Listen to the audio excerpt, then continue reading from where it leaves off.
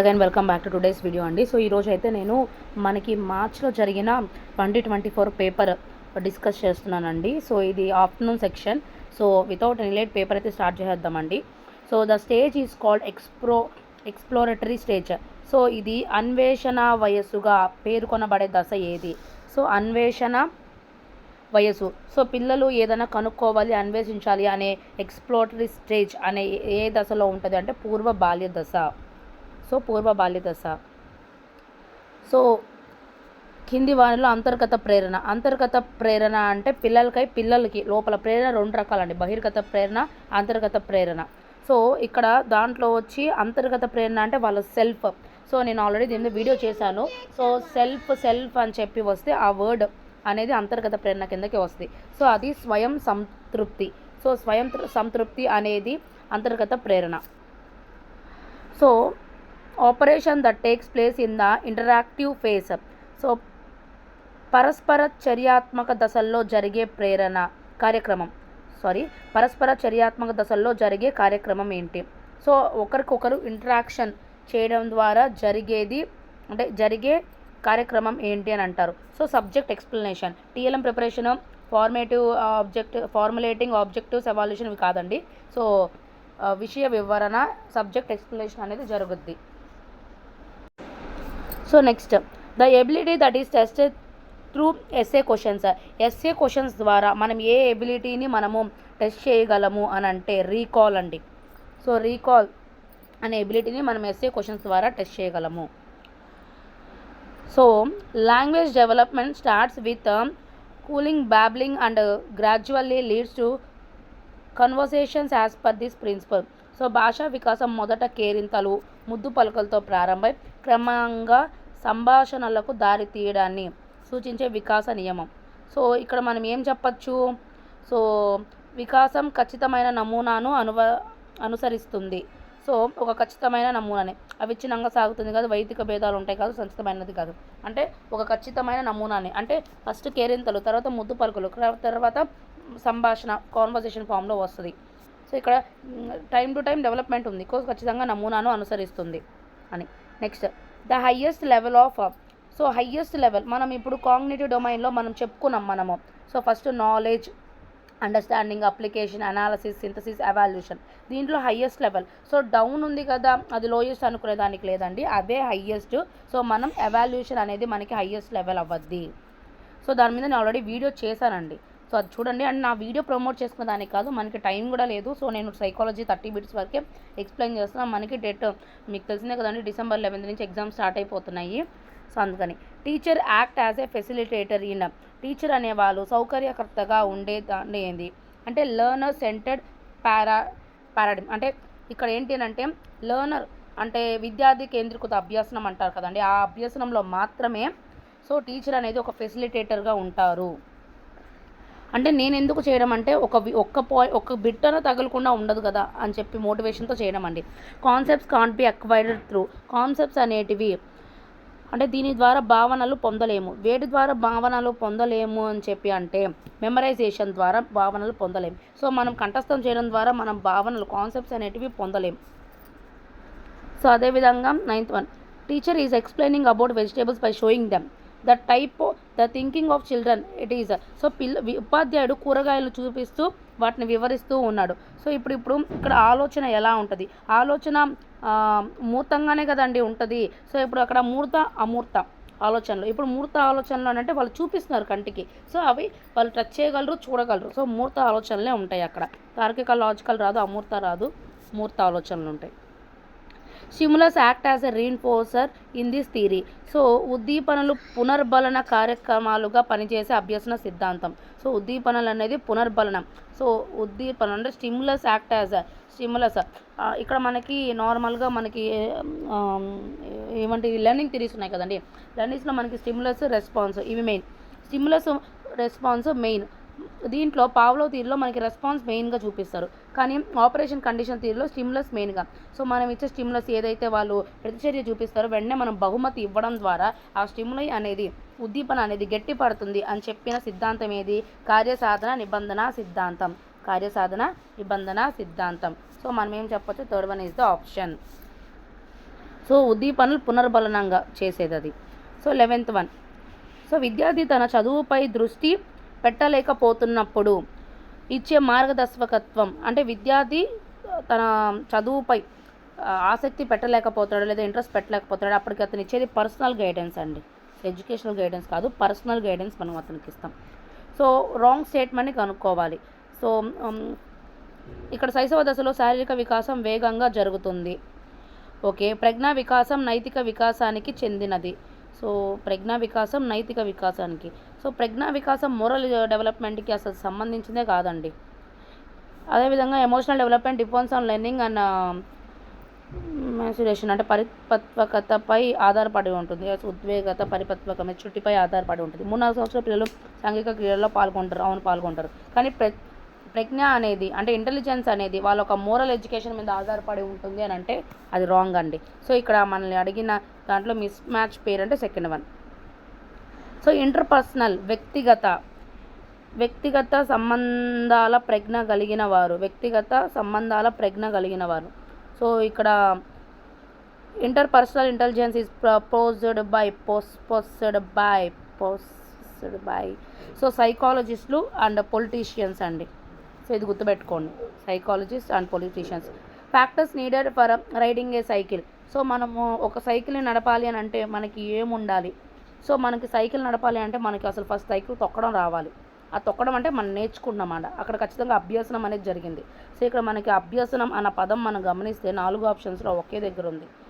So పరిపక్వత పక్కన పెడితే మనకి అభ్యసనం అన్న పదం కనిపిస్తుందని అంటే మనం పెట్టేయచ్చు, ఎందుకంటే సైకిల్ మనం నేర్చుకుంటే కానీ రాదు అది. సో ఆ విధంగా as per this theory A person who can prepare A motor car can also prepare A motor boat. So motor car తయారు చేసిన వాళ్ళు మోటార్ బోట్ తయారు చేయగలరు అని చెప్పే సిద్ధాంతం ఏంటి? జనరలైజేషన్, అంటే సామాన్యీకరణ, అంటే దాన్ని తయారు చేసిన వాళ్ళు దీన్ని తయారు చేయగలరు అని చెప్పి సామాన్యీకరణ సిద్ధాంతం అని. ఐడెంటికల్ ఎలిమెంట్స్ కాదు అండి, అది సామాన్యీకరణ సిద్ధాంతం. So A condition which sustains the attention of a person for a longer time is called. వ్యక్తి యొక్క అవధానాన్ని ఎక్కువ కాలం నిలిపి ఉంచు స్థితి.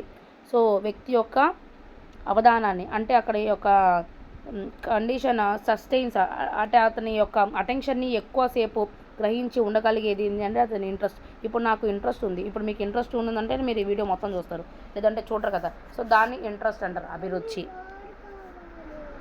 17th వన్ అండి. So which is not the characteristic of good learning environment. Good learning environment యొక్క కానిది ఏది అని అన్నారు. సో ఆహ్లాదకరమైన భౌతిక సదుపాయాలు, ఓకే. ఉత్తేజకరమైన పరిసరాలు ఉండాలి. పిల్లల మధ్య మంచి సాంఘిక సంబంధాలు లేకపోవడం. సో ఇది కరెక్ట్ కాదండి. అభ్యాసాలు తోడ్పడే వసతులు, సో ఇవన్నీ ఉండాలి. సో పిల్లల మధ్య సంబంధాలు లేకపోవడం ఉండకూడదండి, ఉండాలి. వివిధ సాంఘిక సంబంధాలు ఉండాలి. సో దట్ థర్డ్ వన్ అండి ఆప్షన్. ఎన్ఈపి ప్రకారం ఏంటి అండి? ఎన్ఈపి ప్రకారం ఎడ్యుకేషన్ సిస్టమ్ 5+3+3+4 మనకి తెలిసిందే. కన్ఫ్యూజ్ చేయడానికి చూడండి ఎట్లా ఇచ్చారు. So children do bargaining at this moral stage. పిల్లలు నైతిక వికాసంలో బేరసారాలు చేస్తారు. సో పిల్లలు ఈ నైతిక దశల్లో బేరసారాలు చేస్తారు. ఏ స్థాయిలో అంటే బార్గెనింగ్ చేస్తారు అని చెప్పి అని అడుగుతున్నానండి. సో ఇక్కడ మనకి ఏంటంటే సహజ సంతోషం, సహకార సంతోష నేతృత్వంలో వాళ్ళు చేయడం అనేది జరుగుతుంది. సో రీడింగ్ డిసేబిలిటీ, సో మనకి డిస్పేసియా, డిస్గ్రాఫియా, డిస్కాలికా ఇవన్నీ ఉన్నాయి. డిస్కాలికా అంటే మ్యాథ్స్లో ఉండే ప్రాబ్లమ్స్ అండి. సో ఈ రీడింగ్ డిసేబిలిటీ అంటే డిస్లెక్సియా, డిస్గ్రాఫియా రాయడం, డిస్లెక్సియా అంటే చదవడము, వినడంలో ప్రాబ్లం ఉంటే అది డిస్పేసియా. సో మనకి LSRW ఉంది కదండి. LSRWలో listening, speaking, reading, writing. So దీనిలో గ్రాఫియా అంటే రాయడానికి కిందకు వస్తుంది. దాంట్లో రీడింగ్ అంటే లేక్సియా వస్తుంది. సో ఇక్కడ ఫేసియా స్పీకింగ్, డిస్పేసియా.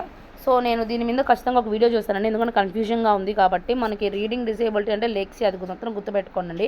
డిస్లేసియా రీడింగ్ చేయాలంటే లేసి రీడింగ్ చేయాలి, రీడింగ్ చేయాలి. డిస్లేక్సియా. ICT meditated teaching learning does not encouragement. ICT మాధ్యమంగా జరిగే బోధన అభ్యసన దీనిని ప్రోత్సహించదు. సో చేయడం ద్వారా అభ్యసనం, విమర్శనాత్మక ఆలోచనలు, నిష్క్రియాత్మక అని ఇక్కడ ప్యాసివ్ లెర్నింగ్ ఉండదండి, యాక్టివ్ లెర్నింగ్. పిల్లలు ఎందుకంటే చేస్తూ నేర్చుకుంటారు కాబట్టి ఇక్కడ ప్యాసివ్ లెర్నింగ్ అనేది ఉండదు, యాక్టివ్ లెర్నింగ్ అని ఉంటుంది. సో ఇక్కడ ఏది ఎంకరేజ్ చేయదు అంటే అది. So popular ICT platforms used for collaborative learning and document sharing in education. విద్యలో భాగస్వామ్య అభ్యసనానికి, పత్రాల మార్పిడికి ముఖ్యంగా ఉపయోగపడే వేదిక ఏది అని అడుగుతున్నారు అండి. సో వేదిక ఏది అని అంటే మనకి గూగుల్ క్లాస్ రూమ్ అండి. గూగుల్ క్లాస్ రూమ్ అనేది popular ICT platform used for collaborative learning అంటే కలిపి, అంటే మిక్స్డ్ ఫార్మ్ ఆఫ్ లెర్నింగ్ అండి. సో అలాగే డాక్యుమెంట్ షేరింగ్ దానికి యూజ్ అయ్యేది Google class room. The condition of having dissatisfaction of motive is called. వ్యక్తిలో ప్రేరకం తృప్తి చెందకపోవడం అనే స్థితి ఏంటి అని అడిగితే ఇది 4 అండి. కుంటనం, ఫ్రస్ట్రేషన్ వల్ల వాళ్ళకి ఒక ప్రేరకం అనేది తృప్తి చెందకపోవడం అనేది. The main objective of RTE 2000, అంటే right to education act 2009 October 1న రావడం అనేది జరిగింది. Providing free text books to students, providing free and compulsory, ఇక్కడ ఉంది providing free and compulsory education అండి. సో దాంట్లో టెక్స్ట్ బుక్స్ ఇవన్నీ బాగా వస్తాయి. So providing free and compulsory education అనేది main theme. So next, as per Philippe Aries ప్రకారం childhood అనేది ఒక న్యాచురల్, ప్యారెంటియల్ కన్స్ట్రక్టా, లేకపోతే సోషల్ కన్స్ట్రక్టా, బయాలజికల్ కన్స్ట్రక్టా. సో ఇక్కడ మనం చూసినట్టయితే అది ఒక సోషల్ కన్స్ట్రక్ట్. ఆయన ప్రకారం ఏంటి అని అంటే అది సమాజంచే ఏర్పాటు చేయబడింది అని అర్థం అండి చైల్డ్హుడ్ అంటే. ఫిలిప్ ఎరిక్స్ ప్రకారం రావడానికి ఛాన్స్ ఉంది, నేర్చుకోండి. ఫిలిప్ ఎరిక్స్ ప్రకారం చైల్డ్హుడ్ అంటే ఏంటి అని అంటే సో ఒక సోషల్ కన్స్ట్రక్ట్ అని అర్థం. సో అదేవిధంగా 26th బిట్ అండి. As per this perceptional law we perceive the thing that. So ఈ ప్రక్షేప నియమం ప్రకారం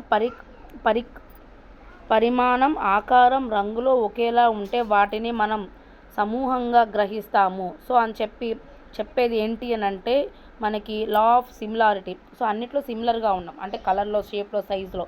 సో ఇది సిమిలారిటీ అండి.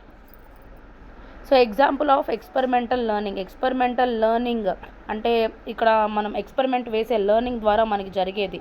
సో మనం ఇక్కడ ఏమి రూట్ మెథడ్ కాదు, టేబుల్స్ అనేది రూట్ బట్టి మెథడ్ కాదు. లెర్నింగ్ హియరింగ్ మనం వినట్లా చేయడం, లెర్నింగ్ బై డూయింగ్ అండి. సో అది నాకు తెలిసిపోతుంది ఎక్స్పెరిమెంటల్ ద్వారా మనం చేయగలిగేదండి లెర్నింగ్ బై డూయింగ్ అని. So 28 bit objectivity is more in this method. So వస్తు నిష్పత్తి అధికంగా గల పద్ధతి, వస్తు నిష్పత్తి అధికంగా ఉన్న పద్ధతి ఏది? ఇది ఇంపార్టెంట్ అంటే ప్రయోగ పద్ధతిలో వస్తు నిష్పత్తి ఎక్కువగా ఉంది. అలాగే మనకి మిమ్మల్ని నేను అడుగుతానండి, సబ్జెక్ట్ విషయ నిష్పత్తి ఎక్కువ ఉన్న మెథడ్ ఏది? అది మీరు నాకు కామెంట్ సెక్షన్లో కామెంట్ చేయండి. So 29th, A persons ego is ruled by. ఒక పర్సన్ యొక్క ఈగో అనేది దేని రూల్ చేస్తుంది? అది యొక్క ఇది వాస్తవ ప్రిన్సిపల్ మీద ఆధారపడి ఉంటుంది. ఈగో అనేది వాస్తవిక సూత్రంపై ఆధారపడి ఉంటుంది. సో ద ఆథర్ ఆఫ్, ఇది చాలా ఇంపార్టెంట్ అండి, చాలా దగ్గర మనకి లేనిది. ద ప్రాసెస్ ఆఫ్ ఎడ్యుకేషన్ యొక్క గ్రంథ రచయిత ఎవరు? So Jerome Bruner. Process of education book author వచ్చి జెరోమ్ బ్రూనర్. సో ఇవన్నిటివి మన సైకాలజీ యొక్క 30 బిట్స్ అండి. So thank you for watching. Please subscribe my channel. So thank you అండి. సో అలారం కూడా మోగింది, సో నాకు టైం అవుతుంది, మా పిల్లలకి కూడా. థ్యాంక్ యూ సో మచ్ అండి. So please subscribe my channel. Thank you.